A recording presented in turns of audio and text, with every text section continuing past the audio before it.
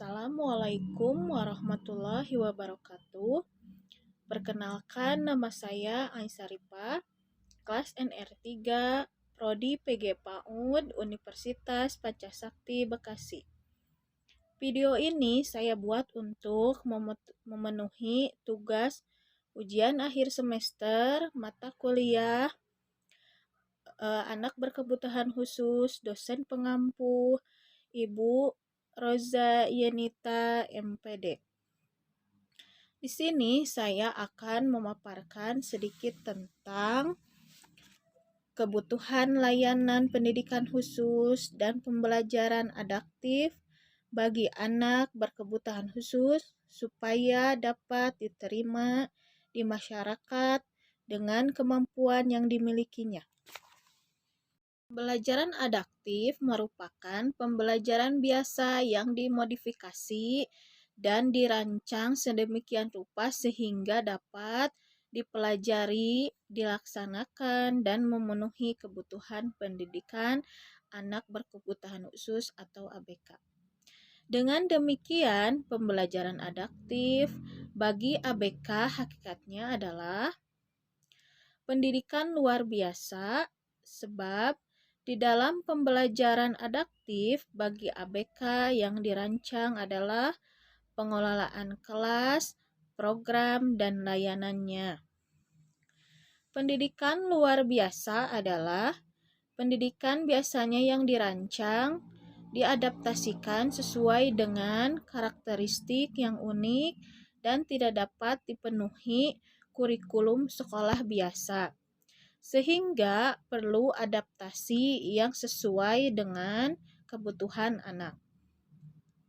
Dengan uraian tentang hakikat pembelajaran adaptif di atas, maka secara operasional di lapangan, pengertian pendidikan luar biasa dapat diartikan sebagai kelas khusus, program khusus, atau layanan khusus yang dirancang.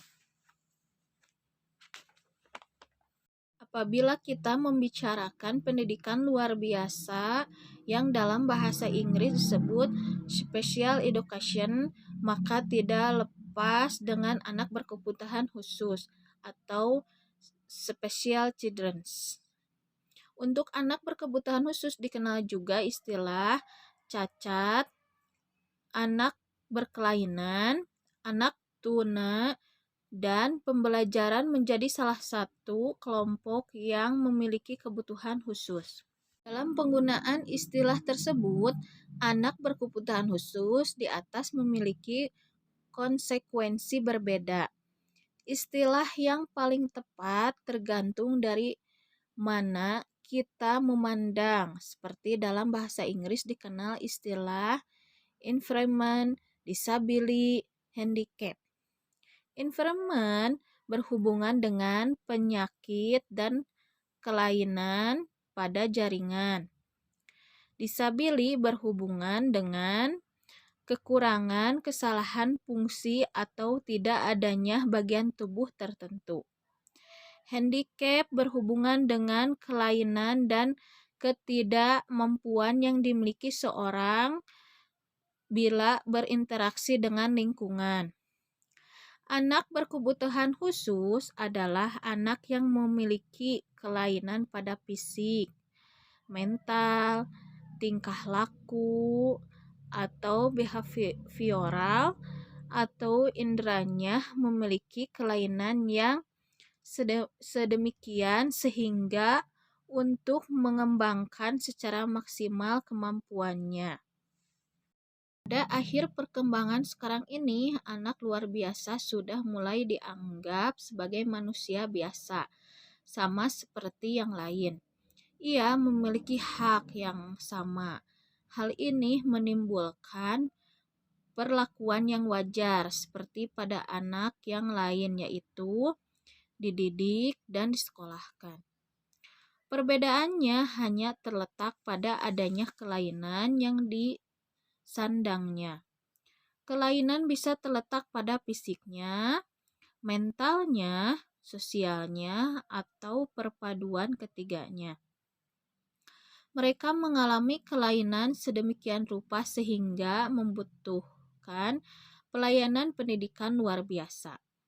Dengan sikap ini, maka ia memiliki hak yang sama dengan anak biasa lainnya. Dengan sikap ini timbul Deklarasi Hak Asasi Manusia penyandang cacat yang meliputi hak untuk mendidik dirinya, hak untuk pekerjaan dan profesi, hak untuk memelihara kesehatan dan fisik secara baik, hak untuk hidup mandiri, hak untuk kasih sayang. Pengelolaan anak berkebutuhan khusus. Untuk keperluan pendidikan luar biasa, anak berkebutuhan khusus dapat dibagi dalam 2 kelompok, yaitu 1. Masalah problem atau sensor motor. Anak yang mengalami kelainan dan memiliki efek terhadap kemampuan melihat, mendengar, dan kemampuan bergerak. Ya, problem ini kita sebut sensory motor problem. Kelainan sensori motor biasanya secara umum lebih mudah diidentifikasi. Ini tidak berarti selalu lebih mudah dalam menemukan kebutuhannya dalam pendidikan. Kelainan sensori motor tidak harus berakibat masalah pada kemampuan inteleknya.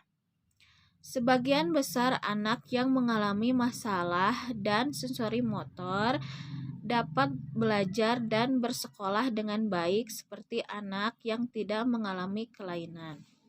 Ada 3 jenis kelainan yang termasuk problem dalam sensori motor, yaitu yang pertama kelainan pendengaran atau tunarungu, yang kedua kelainan penglihatan atau tunanetra, dan yang terakhir kelainan fisik atau tunadaksa.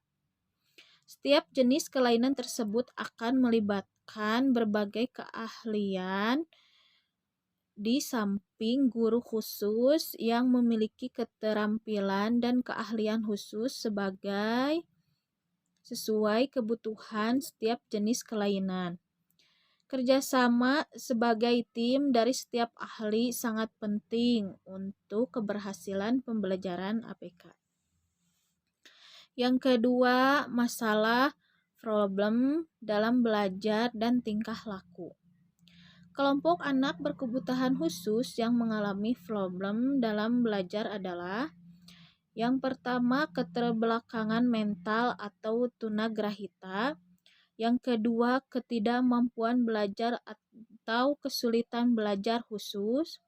Yang ketiga, anak nakal atau tunalaras. Yang keempat, anak berbakat. Dan yang terakhir, cacat lebih dari 1 atau tunaganda. Penyebab kelainan pada ABK. Secara umum dapat dijelaskan bahwa penyebab terjadinya kelainan pada anak berkebutuhan khusus bisa dibagi atau dikelompokkan menjadi 3, yaitu yang pertama prenatal atau sebelum kelahiran. Sebelum kelahiran dapat terjadi di saat konsepsi atau ketemunya sel sperma dari bapak bertemu dengan sel telur ibu, atau juga dapat terjadi pada saat perkembangan janin dalam kandungan. Kejadian tersebut disebabkan oleh faktor internal, yaitu faktor genetik dan keturunan. Penyebab kelainan penata dari faktor eksternal dapat berupa ibu yang berbentuk kandungannya karena jatuh sewaktu hamil atau memakan makanan obat yang mencederai janin dan sebagainya. Yang kedua, natal atau di saat melahirkan. Pada saat ibu sedang melahirkan bisa menjadi penyebab, misalnya kelahiran yang sulit, pertolongan yang salah, infeksi karena ibu mengidap sprilis, dan sebagainya. Yang ketiga, postnatal. Kelainan terjadi pada postnatal artinya kelainan yang disebabkan oleh faktor setelah anak ada di luar kandungan. Ini dapat terjadi karena kecelakaan, keracunan, dan sebagainya. Dan yang terakhir, konsep pendidikan luar biasa. Peta konsep. Konsep merupakan gambar mental yang lengkap tentang sesuatu. Dalam konteks ini diharapkan menjawab pertanyaan di bawah ini. Bagaimana gambarnya penjabaran PLB dapat mencapai tujuan akhirnya terdapat anak berkebutuhan khusus. Yang kedua, bagaimana konsep PLB dan penjabarannya yang dapat memberikan layanan dengan tepat seperti dengan kebutuhan pembelajaran ABK. Yang ketiga, bagaimana konsep PLB dapat mengembangkan potensi ABK dengan optimal dan menjadi sumber daya manusia yang diharapkan. Yang terakhir, untuk itu semua diperlukan skema yang dapat dalam operasionalnya. Apa dilihat pada gambar skema di bawah. Itulah pemaparan yang bisa saya sampaikan tentang kebutuhan layanan pendidikan khusus dan pembelajaran adaptif bagi anak berkebutuhan khusus. Assalamualaikum warahmatullahi wabarakatuh.